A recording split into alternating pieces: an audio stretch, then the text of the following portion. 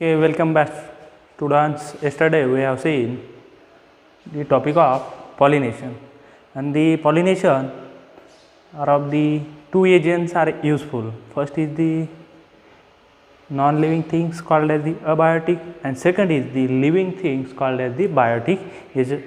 So yesterday detail discuss in topic the abiotic agent. Abiotic agents include the agents like as the wind and water. So today we are going to start the biotic agent. Okay, biotic agents also included in the insects, birds and bats or snail. So start the it's include the living agents. Biotic agents include the living agent. जसं की पॉलिनेशनमध्ये आपण बघितलं आहे काल पॉलिनेशनमध्ये anther to stigma pollen grain transfer होतात, त्यानंतर ते पोलन ग्रेन ट्रान्सफर होतात, परंतु त्या ट्रान्सफर करण्यासाठी जे काही एजंटची अँजिओस्पर्मिक फ्लावरिंग प्लांट्समध्ये गरज असते त्या एजंट्स कोणकोणत्या आहेत तर त्यामध्ये काय दोन प्रकार आहेत, एक बायोटिक एजंट आणि दुसरं अबायोटिक एजंट.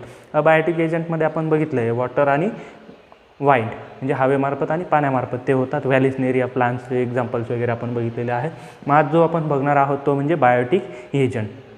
मग हे बायोटिक एजंट म्हणजेच काय तर जे काही लिव्हिंग सिस्टम आहे, लिव्हिंग ऑर्गॅनिझम्स आहेत, ते लिव्हिंग ऑर्गॅनिझमच्या थ्रू जे काही पोलन ग्रेन्स वाहून नेल्या जातात अँथरपासून तर स्टिग्मापर्यंत, मग त्यांना काय म्हणतो आपण biotic agent. Okay, then about 80% of plants require the help of other living moving creatures such as the insect, birds, bats, snail to transfer their pollen from to one flower to another flower. म्हणजे एका फ्लावरपासून दुसऱ्या फ्लावरपर्यंत pollen grain वाहून नेण्यासाठी कमीत कमी 80% plants असे आहेत की त्यांना लिव्हिंग ऑर्गॅनिझम जे आहेत ते काय करतात मदत करतात. कशासाठी मूव्हिंग क्रिएचर. मग ते लिव्हिंग ऑर्गॅनिझम्स कोणकोणत्या आहेत तर ते लिव्हिंग ऑर्गॅनिझम्स मग इन्सेक्ट्स असतील, बर्ड्स असतील, बॅट्स असतील और स्नेल्स असतील.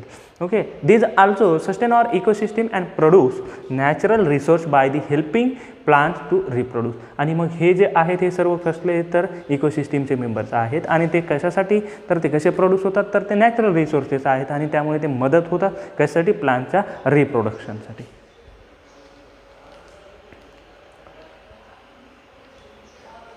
Then pollination by the insect. मग आता आपण बघितले बायोटिक एजंट्स थ्रू मग इन्सेक्ट असतील, स्नेल असतील, बर्ड्स असतील, बॅट्स असतील. मग त्यापैकी फर्स्ट टाईप जो आहे तो इन्सेक्ट्स म्हणजेच काय entomophily. Entomo means insect through होणारं पॉलिनेशन म्हणजेच काय एंटेमोफिली. ओके, मग it's occurs in rose, jasmine and cestrum. म्हणजे ते जे काही पॉलिनेशन आहे एंटेमोफिलस इन्सेक्ट थ्रू होणार मग ते कोणकोणत्या प्लांट्समध्ये होतं साधारणतः ते रोज असेल, जॅस्मिन असेल आणि सेस्ट्रम असेल. या तीन प्लांट्समध्ये ते काय होतं आहे तर ते एंटेमोफिलस पॉलिनेशन, परंतु ते कसं इन्सेक्ट थ्रू होणार, त्यामुळे त्याला काय म्हणतात entomophily. Then adaptation in entomophilous flowers. मग ॲडॅप्टेशन इन एंटेमोफिलस फ्लावर्स. मग ॲडॅप्टेशन म्हणजेच काय. ॲडॅप्टेशन म्हणजे त्या फ्लावरने साठी किंवा इन्सेक्ट त्या फ्लावरवर अट्रॅक्ट व्हायला पाहिजे त्यासाठी स्वतःमध्ये जे काही बदल केलेले आहेत ते बदल्स म्हणजे ते ॲडॅप्टेशन म्हणजेच variation changes for the entomophilous flower. They are large, show often brightly colour. तर ते कसे आहेत, लार्ज आहेत, शोभे आहेत आणि त्यानंतर त्यांचा कलर जो आहे तो कसा आहे ब्राईटली कलर. आता such example is the rose.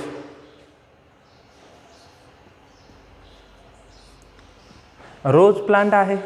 रोज प्लांटचं जे काही फ्लावर आहे ते फ्लावर आपल्याला सर्वांना माहिती आहे. त्या फ्लावरचे जे काही पेटल्स आहेत त्या पेटलचा कलर कसा असतो अतिशय ब्राईटली कलर असतो. कलर कसा ॲट्रॅक्टिव्ह कलर असतो, तो सर्वांना वेल नोन आहे. Okay, they are show and often brightly colour. म्हणजे हे त्या फ्लावरने स्वतःमध्ये काय केलेलं आहे ॲडॅप्टेशन केलेलं आहे, बदल केला. This flowers produce sweet other smell and have the nectar gland. मग ह्या फ्लावरने स्वतःमध्ये नुसतं ब्राईट कलरचे पेटल डेव्हलप केलेले नाहीत तर त्या ठिकाणी फ्लावर स्वीट स्मेलसुद्धा त्या ठिकाणी काय करतो आहे प्रोड्यूस करतो आहे आणि त्यानंतर त्याच्या ग्लँड्समध्ये ज्या काही आहेत त्या ग्लँड तर त्या ग्लँडसुद्धा कसा आहे नेक्टर म्हणजेच काय स्वीट सबस्टन्स त्या ठिकाणी तो प्रेझेंट आहे. This stigma is rug due to the present hair or sticky due to the mucilaginous secretion. मग आता हे फ्लावर्सने स्वतःमध्ये स्वीट स्मेल त्या ठिकाणी डेव्हलप केलेला आहे आणि त्याच्या ग्लँड ज्या आहेत त्या ग्लँड्स कशा आहेत नेक्टर म्हणजे कसा स्वीट सबस्टन्स. मग आता कुठलाही इन्सेक्ट जो आहे तो इन्सेक्ट त्यांचा कलर बघून तिथे अट्रॅक्ट झालेला आहे आहे, त्यानंतर त्या ठिकाणी जो काही स्मेल आहे तो स्मेल त्या ठिकाणी घेऊन त्या ठिकाणी आलेला आहे आणि त्यानंतर नेक्टर जो आहे, नेक्टर स्वीट लाईक सबस्टन्स आहे, तो सिक्रेट करण्यासाठी त्या इन्सेक्टने त्या ठिकाणी एंट्री केलेली आहे आणि तो तिथे आल्यानंतर त्या ठिकाणी असलेले जे काही पोलन्स आहेत ती इझिली त्या इन्सेक्टच्या बॉडी पार्ट्सवर काय होतील, डिपॉझिट होतील. आणि त्यानंतर स्टिग्मा जो आहे, स्टिग्मा कसा आहे, हेरी आहे, स्टिकी आहे आणि म्युसिलॅजिनस सिक्रेशन आहे. मग जो काही इन्सेक्ट एका फ्लावरवरून दुसऱ्या फ्लावरवर गेलेला, अगोदर त्याने फर्स्ट फ्लावरवर काय केलेलं आहे, सिक्रेशन केलेले आहे. समजा ते मेल फ्लावर असेल, मग ते पोलन ग्रेन त्याच्या बॉडीवर काय झाले असतील, डस्ट झालेले असतील आणि तोच जो काही इन्सेक्ट असेल तो दुसऱ्या फ्लावरवर ज्यावेळेस व्हिजिट करेल आणि कदाचित ते फ्लावर फिमेल फ्लावरवर असेल, म्हणजे मग तिथे काय असेल, स्टिग्मा असेल. आता स्टिग्मा कसा आहे, रग आहे, त्यानंतर हेरी, स्टिकी आणि म्युसिलॅजिनस सिक्रेशन त्या ठिकाणी प्रेझेंट आहे. मग त्या फर्स्ट फ्लावरवर जे पोलन ग्रेन त्या इन्सेक्टवर डस्ट झालेले आहेत तेच पोलन ग्रेन ह्या फ्लावरवर ज्यावेळेस तो इन्सेक्ट एंट्री करेल त्यावेळेस ते पोलन ग्रेन इथे ह्या म्युसिलॅजिनस सिक्रेशनमुळे हा स्टिग्मा काय करेल, त्यांना ट्रॅप करेल आणि त्या ठिकाणी ते म्युसिलॅजिनस सिक्रेशन असल्यामुळे ते त्या ठिकाणी काय होतील, स्टिग्मावर डिपॉझिट होतील. का तर त्यांच्यामध्ये काय, mucilaginous secretion. Okay. Then the pollen grains are spiny and surrounded by the yellow sticky substance called as the pollen kit. म्हणजेच हे पोलन ग्रेन जे आहे ते कसे स्पाइनी आहेत आणि त्यामुळे त्यांच्या सराउंडेडची जी काही वॉल आहे ती कशी आहे, येलो आहे आणि ती कशी टोटल स्टिकी सबस्टन्स आहे, त्यामुळे त्याला काय म्हटलेलं आहे, pollen kit. Then the some plants have the special adaptations. काही प्लांट्सनी त्यासाठी काय केलेले आहे, स्पेशियल ॲडॅप्टेशन्स केले. कशासाठी, for the insect visitors to help in the cross pollination. आणि मग त्या ठिकाणी काही प्लांट्सने स्वतःमध्ये स्पेशियल स्ट्रक्चर डेव्हलप केले. कशासाठी, जे काही व्हिजिटर्स आहेत म्हणजे इन्सेक्ट जे आहेत त्यांनी व्हिजिट करण्यासाठी स्वतःमध्ये बदल केला आहे आणि ते व्हिजिट कशासाठी, help in the cross pollination. मग ह्या बदल काय आहे, हे स्पेशियल ॲडॅप्टेशन काय आहे बघा, the lever mechanism or the turnip mechanism in salvia. मग सॅल्विया नावाचं जे काही प्लांट आहे त्या प्लांटने स्वतःमध्ये क्रॉस पॉलिनेशनसाठी स्पेशलाइज स्ट्रक्चर डेव्हलप केलं आहे. म्हणजे ते कसं, लिव्हर मेकॅनिझम किंवा टुर्निप मेकॅनिझम. लिव्हर मेकॅनिझम इन अ सॅल्विया. बघा, टुर्निप किंवा लिव्हर मेकॅनिझम. बघा स्ट्रक्चर कसं आहे, लिव्हर. ज्यावेळेस हा इन्सेक्ट या ठिकाणी एंट्री करतो त्यावेळेस हे जे काही मेल असेल तर तो जो काही अँथर आहे तो अँथर त्या ठिकाणी काय होतो, इथे टच होतो आणि ते पोलन ग्रेन याच्या विंग्सवर, याच्या लेग्सवर काय होतात, डस्ट होतात. आणि नंतर हा त्या फिमेल फ्लावरवर ज्यावेळेस एंट्री करेल त्यावेळेस ते त्या ठिकाणी काय होतं, म्युसिलॅजिनस सिक्रेशन असल्यामुळे हे पोलन ग्रेन इथे ह्या स्टिग्मावर काय होतील, डिपॉझिट होतील. बघा, do you know in a biotic pollination plants are adapted to the encourage the specific pollinators they need. म्हणजे ह्या बायोटिक पॉलिनेशनमध्ये प्लांट स्वतःमध्ये असे ॲडॅप्टेशन करतात की स्पेसिफिक पॉलिनेटर्सचीच त्यांना काय असते, गरज असते. They are said to have the develop pollination contrivance. The plants and pollinators have to coevolve physical characteristics to make them the interact successfully. म्हणजे त्या पॉलिनेटर्स असतील किंवा प्लांट्स असतील त्यांनी स्वतःमध्ये असं इव्हॉल्व केलेले फिजिकल कॅरेक्टरिस्टिक्स की त्यामुळे त्यांचं जे काही सक्सेसफुली इंटरॅक्शन होण्यासाठी स्वतःमध्ये काय केलेलं आहे, बदल केला. सच कॅरेक्टरिस्टिक्स आर कन्सिडर दी पॉलिनेशन सिंड्रोम्स. आणि त्याच कॅरेक्टर्सला त्या ठिकाणी काय कन्सिडर करण्यात आलं आहे, pollination syndromes. Then the ornithophilous. Second type जो आहे तो काय, pollination by the birds called as the ornithophilous. Ornithos means bird, philous means pollination. म्हणजेच काय, पॉलिनेशन जे आहे ते बर्ड्स थ्रू होतं आहे म्हणून त्याला काय म्हणायचं आहे, ऑर्निथोफिलस पॉलिनेशन.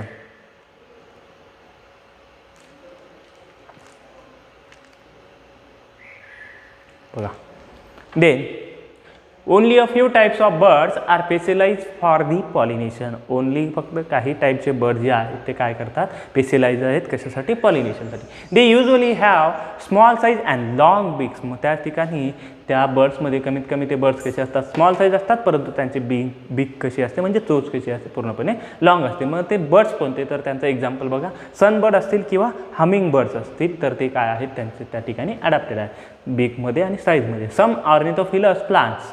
मग आता त्या ठिकाणी बर्ड्स जर आपण बघितले आहेत, मग प्लांट्स कोणते आहेत, मग त्या ठिकाणी बॉम्बॅक्स असेल, कॅलिस्टेमॉन असेल म्हणजे बॉटल ब्रश असेल तुमचा, त्यानंतर ब्युटिया असेल, ब्युटिया मोनोस्पर्मा म्हणजे तुमचा पळस असेल, यांनी स्वतःमध्ये काय केलेलं आहे, ॲडॅप्टेशन केलेलं. बघा, मग ॲडॅप्टेशन इन अ ऑर्निथोफिलस फ्लावर्स. पण त्या अगोदर हे बर्ड्स कोणते आहेत, त्यांनी त्या ठिकाणी कसं ॲडॅप्टेशन केलेलं आहे ते बघूया आपण.